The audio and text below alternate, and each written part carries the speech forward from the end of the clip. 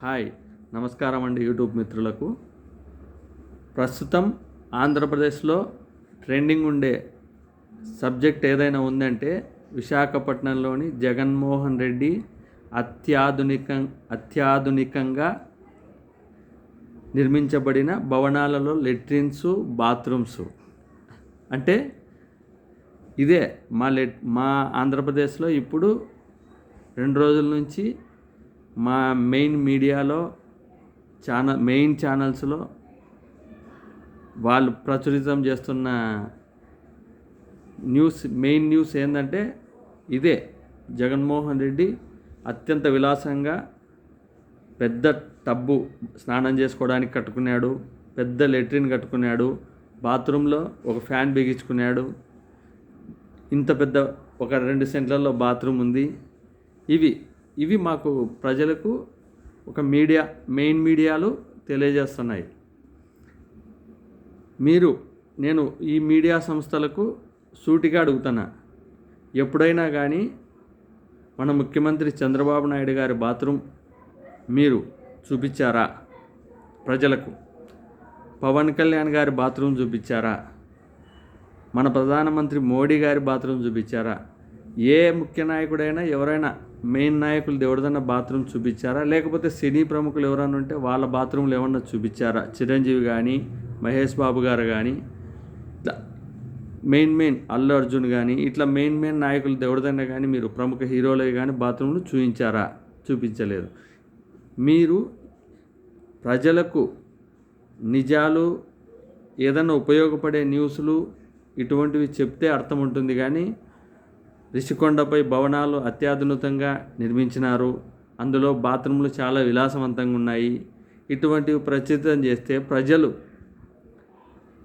Already Jaganmohan Reddy అక్కడ విశాఖపట్నంలో రాజధాని చేయాలనుకున్నాడు కాబట్టి అక్కడ కొంచెం లేటెస్ట్ ఇప్పుడు ట్రెండ్కి తగిన విధంగా భవనాలు నిర్మించినాడు. ఎవరైనా ముఖ్య అతిథులు వస్తే వాళ్ళను ఆతిథ్యం ఇవ్వడానికి ఒక మంచి భవనాలు ఉండాలనే ఉద్దేశంతో ఒకవేళ నిర్మించిండొచ్చు. ఇప్పుడు అవి ప్రభుత్వ ధనాన్ని ఆయన సొంత ఆస్తులకు సొంత స్థలంలో ప్రభుత్వ ధనాన్ని వెచ్చించేం కట్టలే.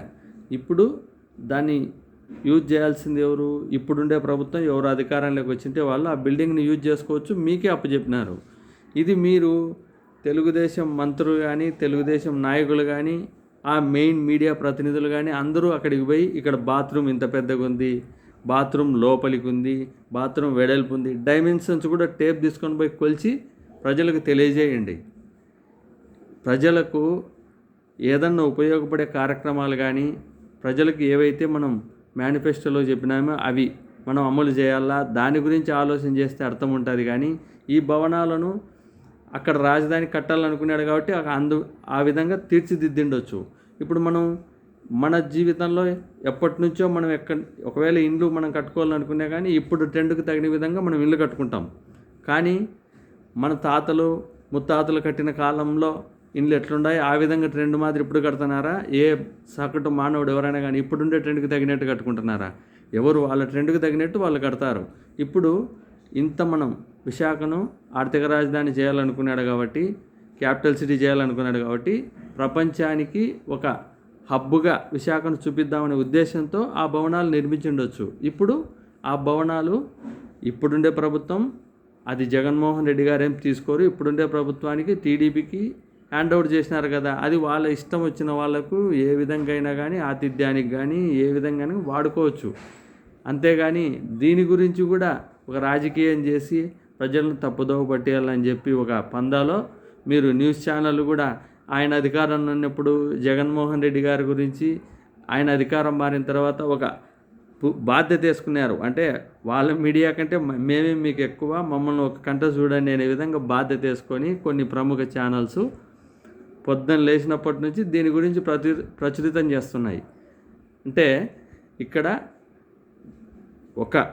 ఒక పెద్ద స్థాయి వ్యక్తులు ఎవరైనా కానీ వాళ్ళకు సంబంధించిన విధంగా వాళ్ళ బాత్రూమ్లలో వాళ్ళ పర్సనల్ లైఫ్లోకి ఎవరు మనల్ని పిలుచుకోబోరు. ఇక్కడ జగన్మోహన్ రెడ్డి కూడా దాని లోపలికి పోయి మీరు వీడియో చేయండి, అప్పట్లో మమ్మల్ని లోపలికి రానియలేదంటే ఇప్పుడు ప్రజెంట్ ఉన్న వాళ్ళు ఎవరైనా కానీ ఏ వ్యక్తులైనా కానీ మీడియాని కానీ మా ఇండ్లు ఇది, మేము ఈ విధంగా కడుతున్నాము, మా కన్స్ట్రక్షన్ ఈ విధంగా ఉంది, రాండి మా బాత్రూమ్లు చూసండి, ఏ పెద్ద నాయకుడు ఎవరైనా కానీ మీకు చూపించినారా?